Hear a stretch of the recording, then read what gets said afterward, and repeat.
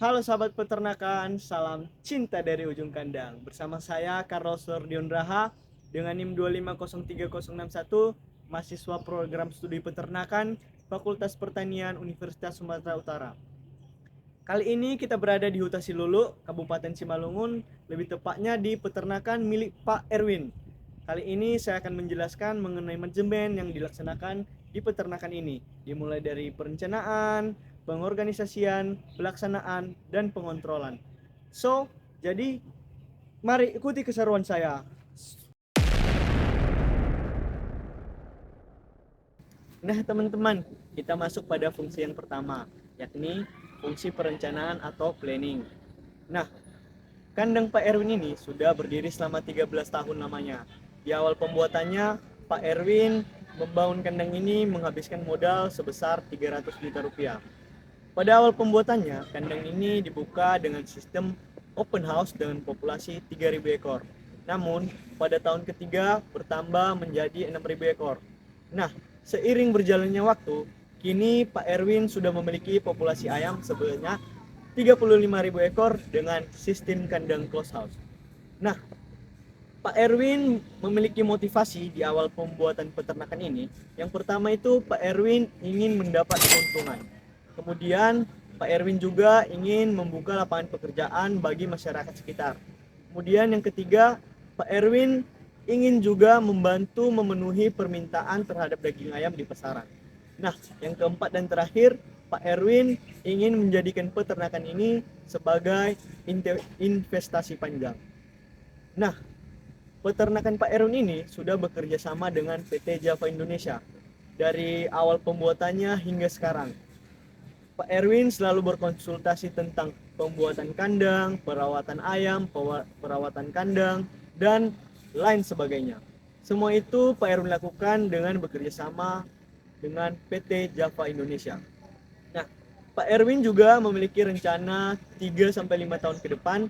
Pak Erwin berencana ingin menambah kandangnya dan menambah populasi ayam broiler yang dimilikinya. Nah, kita masuk pada fungsi yang kedua, yakni fungsi organizing atau pengorganisasian.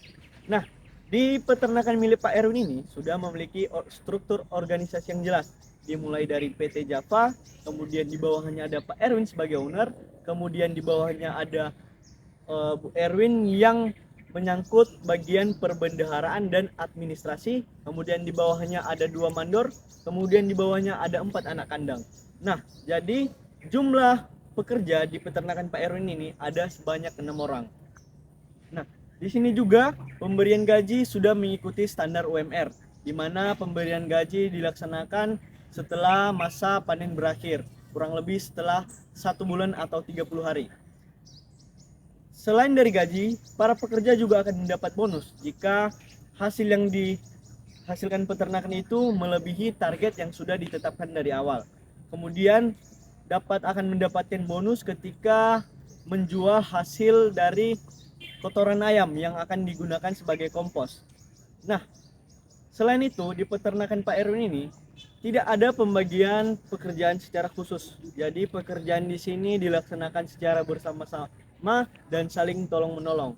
Di sini juga proses rekrutmennya tidak memiliki spesifikasi yang khusus, baik dari usia, pendidikan terakhir, pengalaman yang dimiliki, tidak ada spesifikasi khusus, melainkan ketika eh, kita ingin belajar, kita ingin tahu dan mau bekerja dalam peternakan ini, kita dapat bekerja.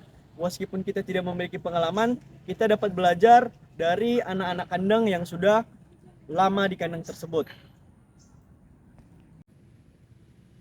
Nah, teman-teman, kali ini kita masuk pada fungsi yang ketiga, yakni fungsi pelaksanaan atau actuating. Nah, bibit di peternakan milik Pak Erwin ini disuplai langsung oleh PT Java Indonesia. Biasanya didatangkan dari Medan, Pekanbaru, atau Padang. Ini diangkut dengan model transportasi darat, menggunakan mobil box khusus yang didesain agar ayam aman dan nyaman pada saat proses perpindahan. Nah, terkait dengan pakan, pakan di peternakan ini juga langsung disuplai oleh PT Java Indonesia, sehingga ketersediaan pakan selalu dijamin. Nah, ada 3 pembagian pakan nih teman-teman, yakni pembagian ayam berusia 1-7 hari itu menggunakan pakan SB10, usia ayam 8-21 hari itu menggunakan pakan SB11, kemudian usia ayam 22 sampai masa panen itu menggunakan SB12. Nah, proses pemberian pakan di peternakan Pak Erwin ini masih menggunakan sistem manual. Biasanya pemberian pakan untuk ayam berusia 1-7 hari hanya dilakukan sekali sehari, sedangkan untuk ayam berusia 8 sampai masa panen itu biasanya dilaksanakan 2 kali sehari. Saran saya buat Pak Erwin agar mengganti proses pemberian pakan ini menjadi proses pemberian pakan otomatis menggunakan mesin agar meningkatkan efisiensi kerja dan menjamin ketersediaan pakan di dalam kandang. Nah, terkait dengan sumber air, di sini Pak Erwin menggunakan sistem otomatis, menggunakan yang namanya nipel. Ini didesain khusus mirip patok ayam agar anak bibit ayam ini mematok itu menganggapnya sebagai patok induknya. Ketika dipatok itu akan mengeluarkan air. Nah, kandang milik Pak Erwin ini dibagi menjadi 2 kandang yang berukuran masing-masing 13 kali 56 meter.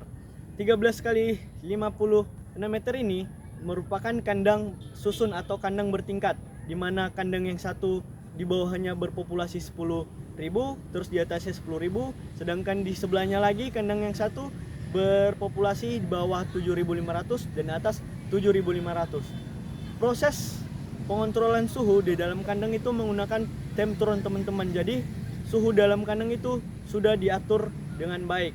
Kemudian kandang juga menggunakan blower untuk menghisap amoniak dan menjaga ayam tetap nyaman. Kemudian proses pembersihan kandang ini dilaksanakan ketika masa panen telah berakhir. Ketika ayam-ayam sudah tidak berada dalam kandangnya, para anak kandang bisa dengan leluasa untuk membersihkan kandang. Biasanya hasil dari kotoran ayam ini disalurkan kepada petani-petani yang digunakan sebagai kompos atau pupuk kandang. Nah, ada juga pemasaran teman-teman. Pemasaran di peternakan Pak Erwin ini tidak perlu ditanya lagi teman-teman. Pak Erwin tidak perlu pusing-pusing mencari pasar atau kemana dia mau menyalurkan ayamnya. Karena Pak Erwin telah melaksanakan atau bermitra dengan PT Java Indonesia, maka PT Java Indonesia sendiri yang akan mengumpulkan atau mengambil ayam milik Pak Erwin ini. Nah, biasanya keuntungan Pak Erwin itu berkisar kotornya 170 sampai 200 juta per periode. Nah, sekarang kita masuk pada fungsi yang keempat, yakni fungsi pengontrolan. Nah, sebagai suatu peternakan yang bekerja sama atau bermitra dengan PT Java Indonesia, tentunya banyak SOP yang harus dijalankan agar dapat menjalin kerjasama dengan PT Java Indonesia. Kemudian, pengontrolan angka kematian ayam. Di sini, target angka kematian ayam itu paling besar 3%.